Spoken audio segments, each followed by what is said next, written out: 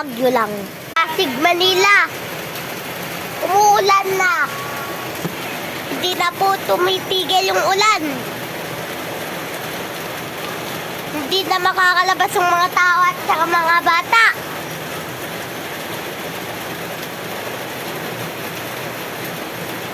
Kumukulog.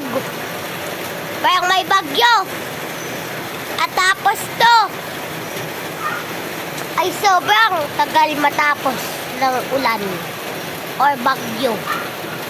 Kasi ito ay si Mr. Johan at may bagyo or ulan.